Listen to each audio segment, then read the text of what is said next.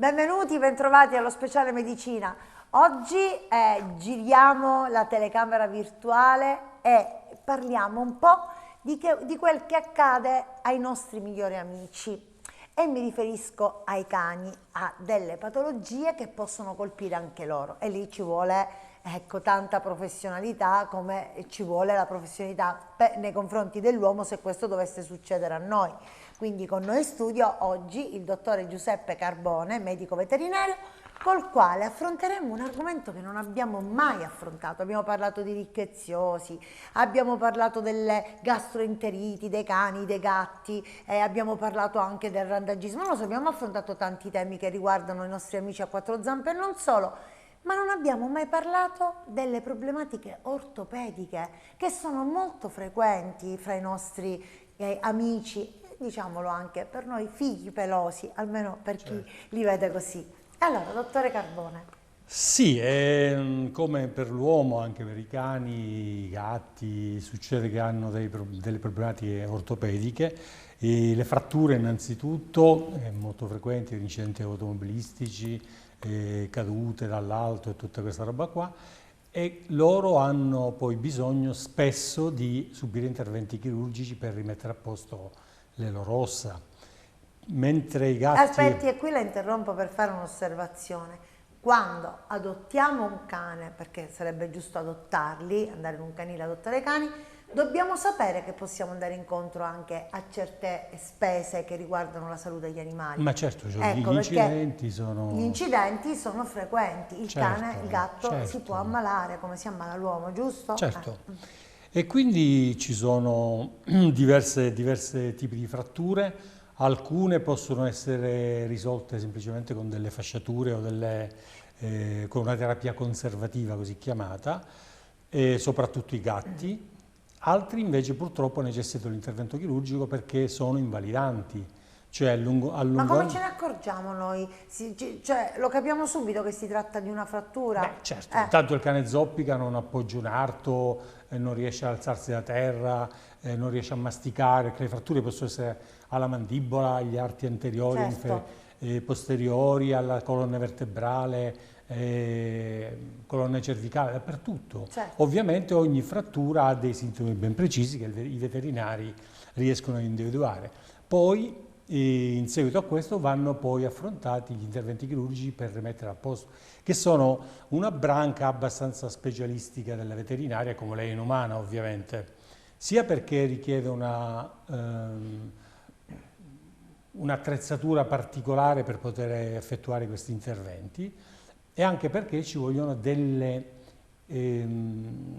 protesi, degli impianti che sono variabili, perché mentre nell'uomo ad esempio gli impianti più o meno sono della stessa dimensione, perché gli uomini al di là di qualche piccola differenza insomma più o meno siamo là, le ossa sono quelle lunghezze. Nei cani abbiamo differenze di taglie notevoli e partiamo dal chihuahua per andare all'alano. Certo. Quindi riparare un femore ad esempio a un chihuahua e riparare un femore a un alano, parliamo di impianti che hanno differenze di 20-30 cm di differenza. Dottore Carbone, ma perché parliamo di impianti a seguito di una frattura?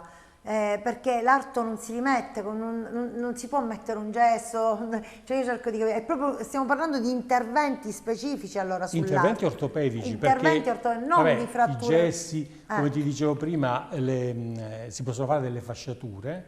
Quando sono delle fratture, ad esempio nei soggetti giovani, si chiamano fratture a legno verde. Sì. Queste fratture non hanno bisogno di essere operate, basta semplicemente tenerle in posizione con una fasciatura rigida per 15-20 giorni e poi si mettono a posto.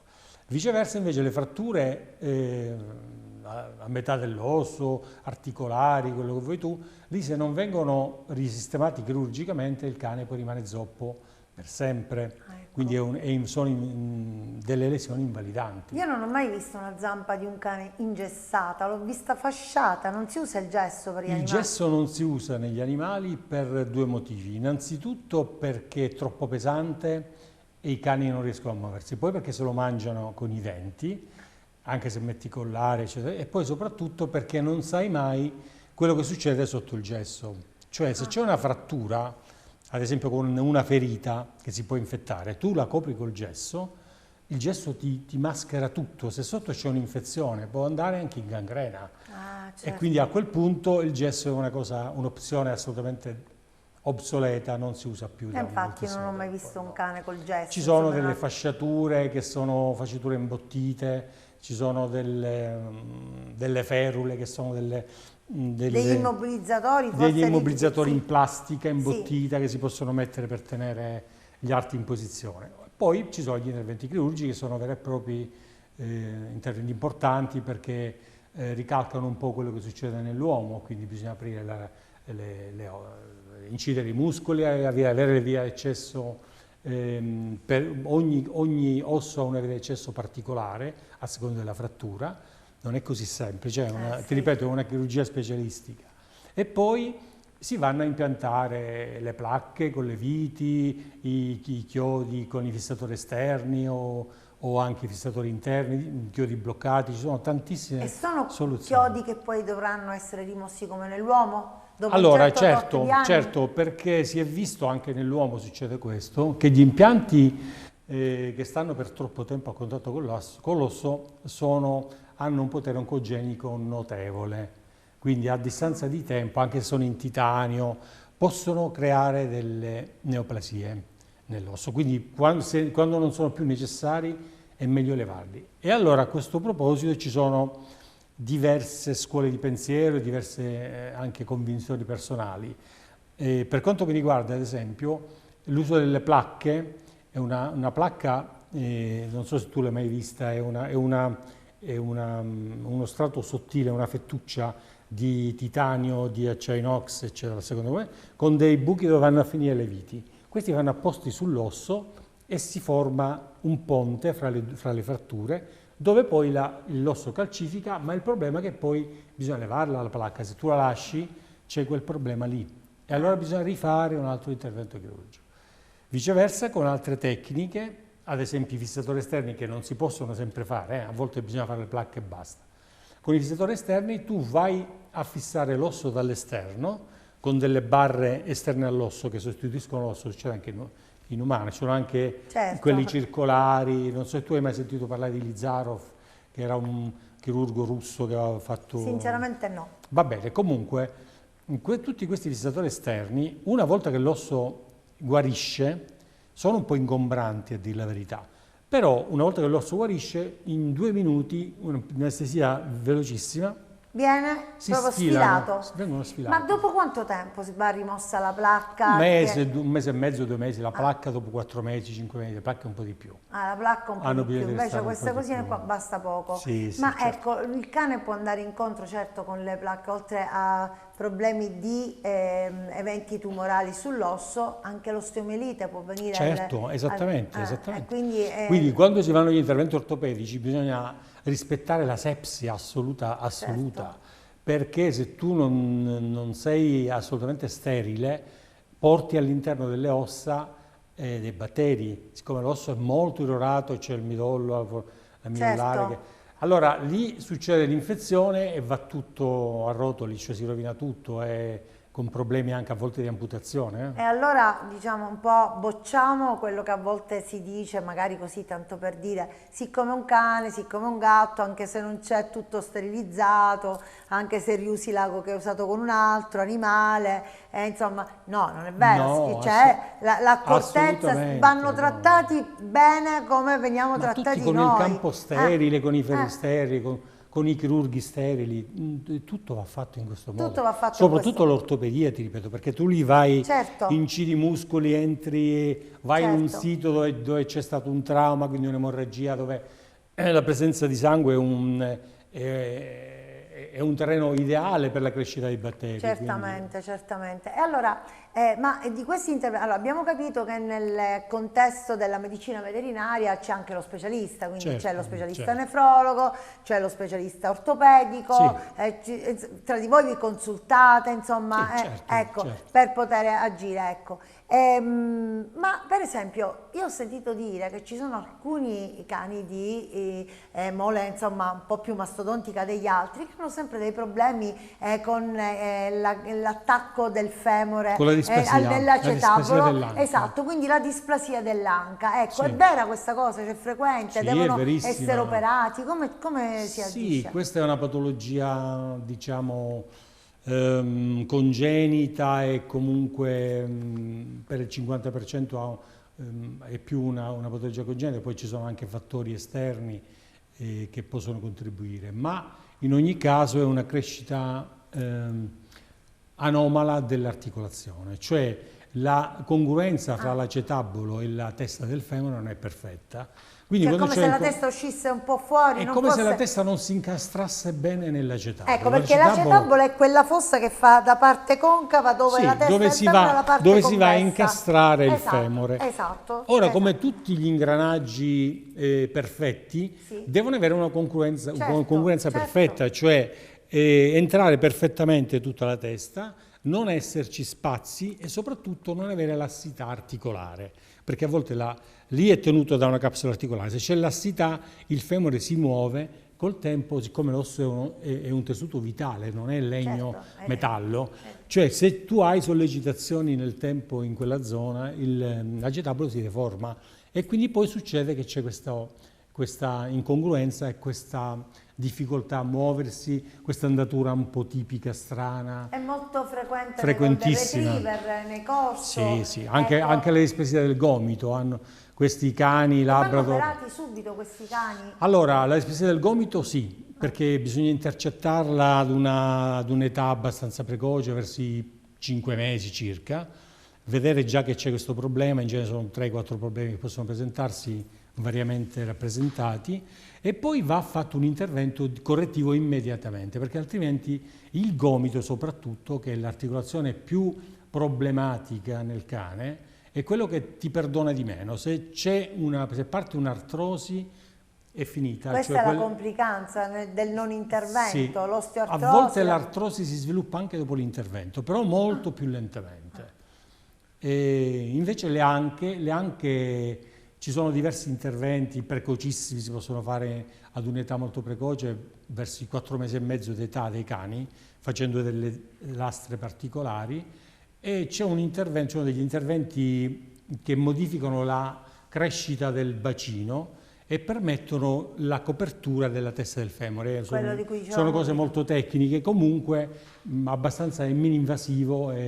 Ma quello che noi vogliamo pure sapere è, allora, se io adotto un cane, ecco, un corso, un golden retriever, me ne accorgo, o il veterinario se ne accorge subito che può avere la displasia dell'anca, è congenita, quindi è già un difetto alla nascita? È congenita, ma non si manifesta subito, ecco. Si manifesta già verso 4 mesi e mezzo, 5 mesi, cominciano ad avere i primi sintomi. Quindi diciamo non lo potremo sapere mai, ecco, cioè questo è un rischio allora. Allora, nelle razze selezionate dove c'è tutta una procedura per fare un esame ufficiale, per vedere se è una displasia, come succede nei bambini che lo fanno con l'ecografia, nel cane si va con la radiografia. E se sono dei soggetti che non hanno displasia, diventano dei soggetti con la displasia ufficiale, che è tutta una procedura burocratica vera e propria, no? Si mandano ad una centrale, c'è una centrale, tutta un'organizzazione apposta, e questi cani diventano dei cani importanti dal punto di vista riproduttivo e anche di fare carriere come lo sappiamo, sì, nei concorsi dei cani.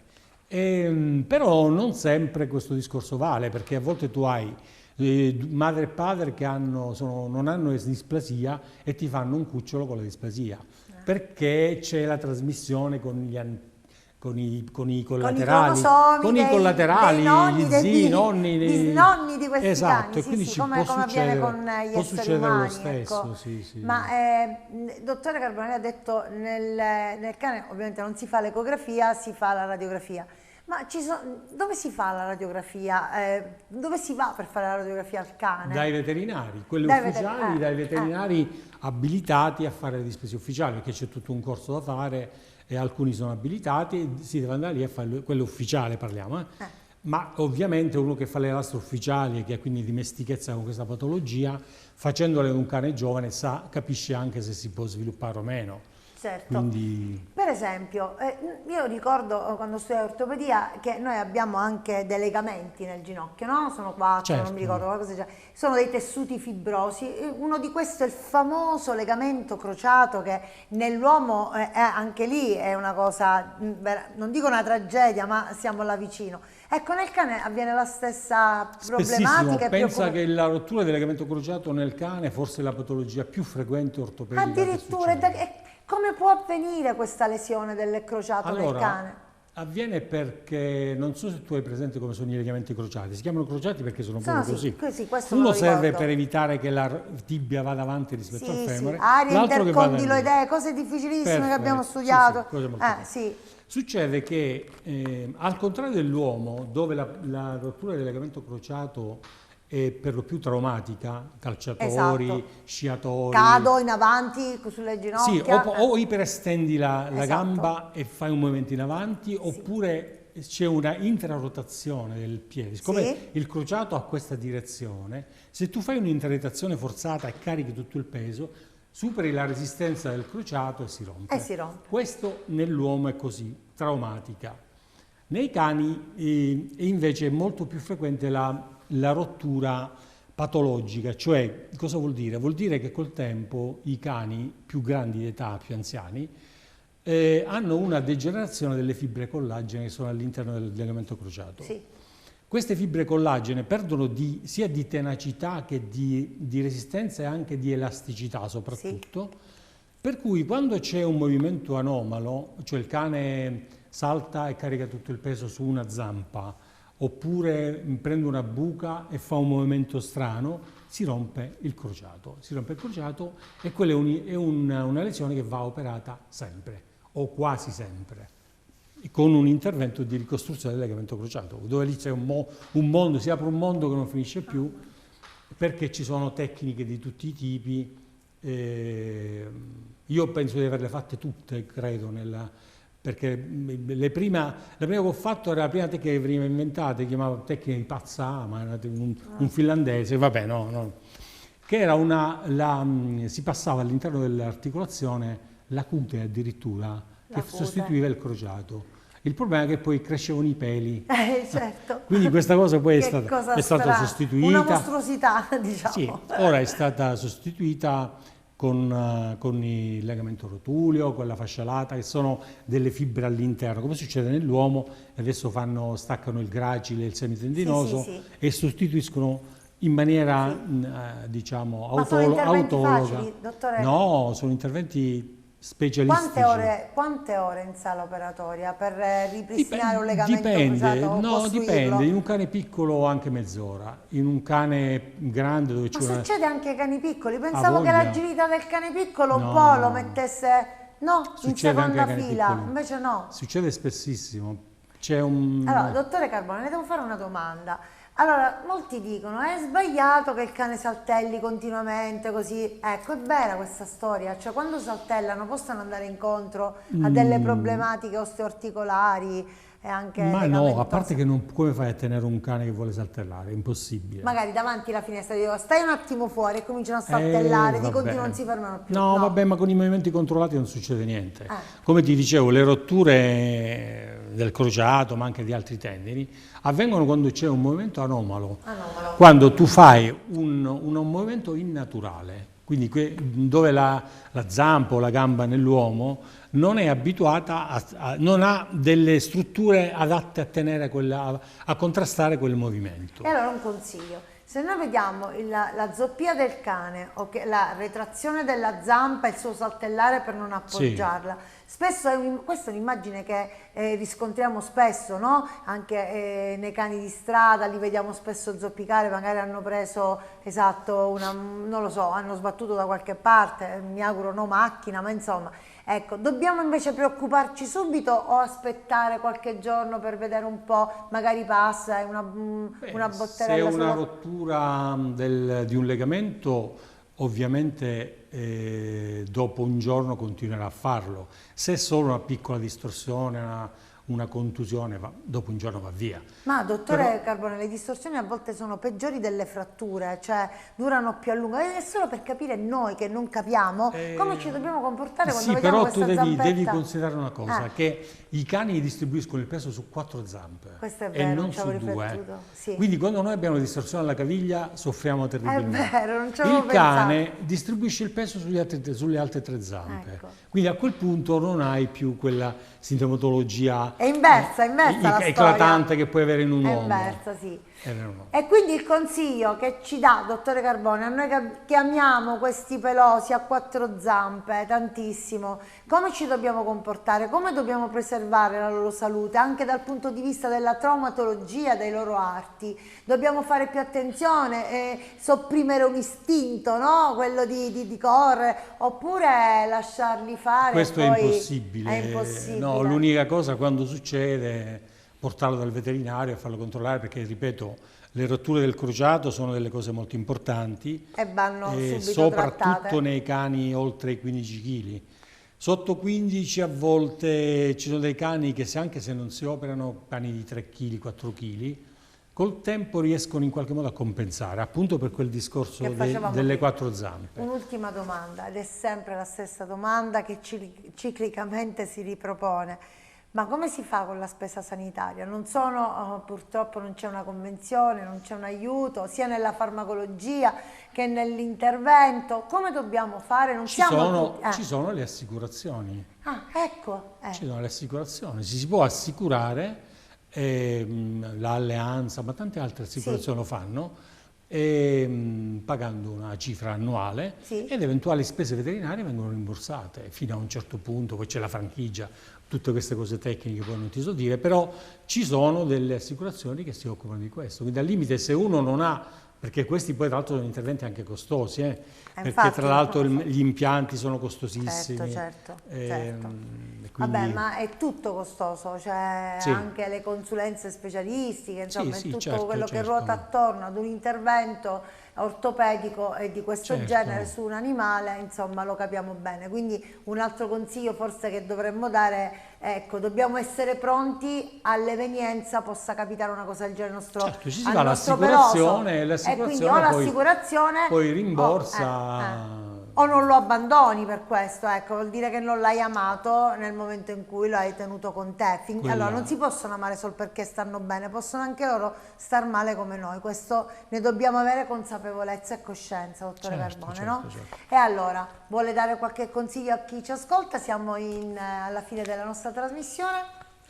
No, visto che parlavamo di traumatologia, di ortopedia, niente, se ci sono dei cani che hanno zoppie strane che durano più di 3 giorni, 4 giorni, farli vedere, perché a volte ci sono sotto delle lesioni importantissime, importanti, che possono poi invalidare il cane per sempre, cioè creargli dei deficit motori, e un cane se non può muoversi come vuole, capisci, gli devi quasi tutto. Non esatto, è la sua vita muoversi, oltre che amare noi, noi amare loro.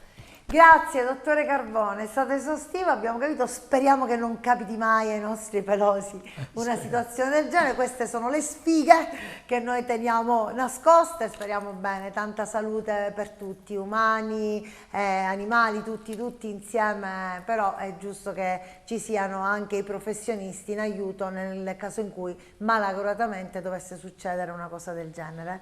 Grazie per essere intervenuto, io vi saluto, vi do l'appuntamento alla prossima puntata dello speciale medicina su Teleacras. Ciao ciao!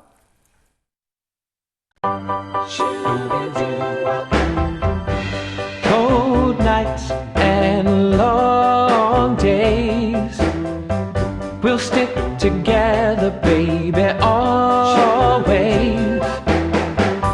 Hard luck, baby, good times, I'll take good care of you, don't think twice.